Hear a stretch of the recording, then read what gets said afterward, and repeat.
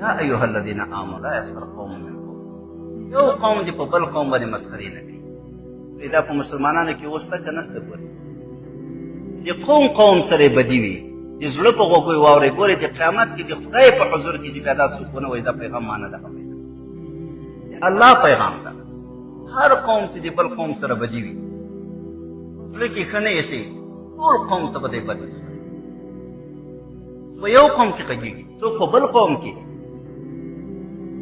په کوچانو کې خبرې کوي. په دنیا کې چې بېکاره خبره پیدا کړي کوچې کوم، ولې دا کوچې کې مسلمان نسته؟ د دې کې بزرګانو اولیا نسته؟ الله یې د بعضې کوچانو صفتونه کړي. څوک په اندړو قوم کې کوي، څوک په وردګو کې کوي، څوک په سلیمان خېلو کې کوي، څوک په چغزیو کې کوي، څوک په نورو کې کوي. بس ته قوم ته به بد نسبت کوي. خدای منې کړي مه کوئ. نو به له تاسې ښه خلک د قوم کې به بزرګانو اولیا موجود وي، ښه ورباندې خفه کېږي. چېرته سفر کې تللی و او خلق نه پېژنم زه د کوم قوم یم، یو قوم پرې مسخره وکړه. ورته ګوره په دې کې به غټ اولیا موجود وي، نه ورته ښیم زه څه شي خو څه نه یو. قوم کې غټ غټ اولیا موجود دي، بزرګان موجود دي. پوه سئ دومره سخت زهیر څه ته وایې چې مړ سوی وی په مځکه ننوتلی دومره به نه وو خبره کړه. خبره چې هر څه یې فکر وکړي چې دې مجلس کې یو څوک یي ورباندې خفه کېږي. زه ولې دې قوم ته بد نسبت کوم؟ دنیا کې چې یو بده خبر په یو چا کې راغلي بس دی هغه قوم منې کړي، دا منې کړي نور خوښه دې هر چا. الله تعالی څه وایي؟ ای مؤمنانو لا یسخر قوم من قوم. یو قوم دې په بل قوم مسخرې نه کوي. عسى ان یکونوا خیرا منهم، شاید چې هغه دوی نه بهتره وي، ښه وي، خدای ته محبوب وي، خدای ته ګران وي، یا الله دوستان وي. چې تا په دوست پورې څوک خبره وکړي ته غیرت نه پرې کوې،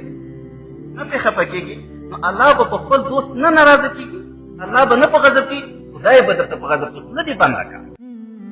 مه غږېږه په یو چا پسې قوم چې بدي مه وایه. ګوره نن په مسلمانانو کې دا څومره ډېر ده. ګورې تاسو په خپله ادب مجلسونه وینئ، دستي ګوره وروره تا خو زده کړه. رسول الله صلی الله علیه وسلم په حجة الوداع کې یو تقریر وکړ، بیا په آخر کې ویلې چې څوک د ما سره موجود دي حاضر دي هغه خلکو ته ورسوي چې هغه نه دي موجود. صحابو داسې عمل کوو 1400 کاله بعد ما ته د خبرې رسېدلې دي، لکه عمل یې کوو. چې په یو مجلس کې کښېنې مسلمان وروره تا ته خو د خدای حکم معلوم سو، په مجلس کې چې په یو قوم باندې څوک مسخرې کوي عذر ورته ته ورور جانه مه کوه. الله منې کړي یو، قرآن منې کړي یو، موږ رسول الله صلی الله علیه وسلم منې کړي یو. ولې په دې قوم مسخرې کوي؟ دې قوم کې به بزرګان وي، عسى ان یکونوا خیرا منهم، شاید چې هغه بل دوی نه بهتره وي. چې دا څوک مسخرې پرې کوي هغه خلک به درنه بهتره وي. ولې به داسې وایي؟ خفه کېږي مه خفه کوه. لا نساء من نساء، ښځې دې په ښځو مسخرې نه کوي. الله عجیب کلام ده، صریح کلام دی. ګورې قرآن عظیم شان کې اکثریت ځایونو کې چې الله کوم حکم بیانوي صرف نارینه ذکر کوي، ځان ته نه ذکر کوي. ولې دا ښځې د نارینهو په حکم کې دي. نارینهو ته الله وایي لمونځ وکړي، ښځې هم په دې کې راغلي. نارینهو ته الله وایي زکات ورکړي، ښځې هم په دې کې راغلي. نارینهو ته الله وایي روژه ونیسي، ښځې هم په دې کې راغلي. نارینهو ته الله وایي حج وکړي، ښځې هم په دې کې راغلي. دلته په دې مسخرو کې یو قوم په بل قوم، یوه ښځه په بله ښځه، ښځې ځان ته ذکر کړي. ای مسلمانې خورې ورته متوجه سه. دلته ولې ښځه ځان ته ذکر کوي؟ ځکه خدای په دې خبر ده چې په ښځو کې مسخرې ډېرې دي. چې بله ښځه د ځانه لږ کمزوري وویني، قد کې ټیټه وویني، لږ پزه یې پیته وویني، لږ کاله یې کمزوري وویني، لږ دسترخوان یې کمزوري وویني، لږ کور یې کمزوري وویني، لږ هغه زوج میړه یې کمزوري وویني، کاروبار یې سم نه وي برابر، بس نو ذاتي به مسخرې او رشخندونه پیښ کړي. ځان ته ښځې منې کوي چې ای ښځو په ښځو مسخرې مه کوئ. دا منې کوي. ګورئ مسخرې مه کوئ په ښځو باندې. دته به تللي نه وي بېرته راسي ورې څنګه ناوې وه. مقصد به یې دا نه وي چې صفت یې وکړي چې کوم عیب مه یې بې دا سره ووایي. الله څه درته وایي؟ ولا نساء من نساء حکمونه زده کړي بیا کورو ته رسوي ګوري مسؤلیت دې په ښځو مسخرې نه کوي عسى ان يكن خيرا منهن قریبه د هغه چې ته مسخرې پې کوې په کومه ښځه باندې بهتره وي د دغې نه درنه ښه وي الله ته به محبوبه وي د الله دوسته به وي را به یادوي په هغې باندې مسخرې کوي خدای به درته په غضب شي بله خبره ولا تلمزوا انفسکم ولا تنابزوا بالالقاب جویي د خپلو ځانو مه کوئ ونه مه پلټئ ودرې پلانی چیکي پلانی چیکي بس راځه نو بیا مجلسونه ورباندې خواږه کړه او دې چې عیبونه وایي الله څه راته وایي د ځان عیبونه مه وایي د ځان دومره ښه مو پوهېږي څه معنا دا د بل مسلمان عیب لکه د ځان عیب داسې ده چې د یو کافر په حضور کې ووایي چې د یهودي په حضور کې ووایي چې د نصراني په حضور کې ووایي چې د ما همسایه مسلمان داسې کارونه کوي د یهودي به څه درته وایي دا خو د تا ورور مسلمان ده لکه د خپل ورور به داسې چاته بیانوي خو تا پورې خاندي چې تا ورور ده ولې ما ته وایي تا د پلار زوی ده تا د مور زوی ده ولې ما ته به یې دې بیانوي دا خو د ځان به دې بیان کړه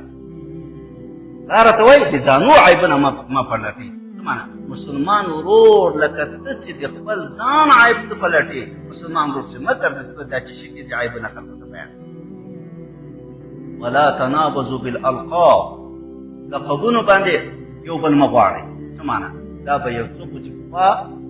جاهلیت وخت یهودي و چې مسلمان به څوم یو نیم بس جنجال و جنگ بسره راغی ای یهودیه نصرانی به ای نصرانیه یو بل ته ای فاسقه کاره مه ښیه سپی مه ښیه لقبونه یو بل ته مه اخلئ دې مه غواړئ یو څوک په بدو نومو باندې بئس الاسم الفسوق بعد الایمان بد د نوم د فسق پس د ایمان دوه مطلبه دي بل مسلمان ورور ته ته فاسق وایې بد نوم ورته اخلي یو وارې چې ایمان راغی پس د ایمانه داسې نوم اخیستل خدای ورته بد ویلي مه اخلي دې مطلب یې بد د نوم د فسق پس د ایمانه ته چې مسلمان ته بد نوم اخلي ګوره خپله پې ګناهګار شو خپله پې فاسق شوې تا ته اوس فاسق نوم په شریعت کې ایښودل کېږي ځان ته فاسق نوم مه غوره کوه مسلمان ته چې بد نوم اخلي فاسق کېږي ولې د خدای امر دې په ځای نه کړ د خدای امر دې په ځای نه کړ خو ته ګناهګار شوې مسلمان ته بد نوم مه اخله ځکه ته پې فاسق کېږي دا فسق نوم تا ته ایښودل بېرته د شریعت لخوا د دین لخوا دا ډېره بده ده نو ځان ته فاسق نوم مه کړه انشاءالله الحکم وایي ومن لم یتوب فاولئک هم الظالمون څوک چې توبه ونه باسي او په دغو بدو خویو باندې اخته وي د خدای اخطار راکوي دی اختار کوي جل وعلا څوک توبه ونه باسي دا ظالمان دي ونه باسي دا ظالمان دي یعنی اوس خو د خدای حکم درته بیان شو د الله تعالی حکم بیان شو د الله تعالی په حکم باندې عمل کول پکار دي که څوک د الله تعالی په حکم باندې عمل ونه کړي اولئک هم الظالمون دا ظالمان دي الله ورته ظالم وویلې الله دې موږ ته عمل نه نصیب کړي امین یا ایها الذین آمنوا اجتنبوا کثیرا من الظن دا یو واقعه پیښه شوه یو غزا کې صحابه کرام تللي دي رسول الله صلی الله علیه وسلم ځینې کسانو چې شي ته ضرورت پیدا سه سلمان فارسي رضی الله عنه مشر صحابي ده دته یو څه واسطه رسول الله برکنه دا شی مخترع و هغه چې رسول الله صلی الله علیه وسلم ته ورغی رسول الله صلی الله علیه وسلم چې اسامه ته ورسه اسامه بن زید پر رسول الله باندې ډېر ګران و یو لوی صحابي و ورسې هغه ته چې هغه یې درکړي هغه ته چې سلمان فارسي صاحب ورغی هغه ورته چې ما سره خو اوس نشته بېرته خپلو ملګرو ته راغی چې داسې رسول الله باندې ته ورغلم رسول الله باندې اسامه صاحب ته ولېږلم اسامه صاحب ویل چې ما سره دا شی نشته دوی دستي سلمان فارسي صاحب غیبت شروع کړ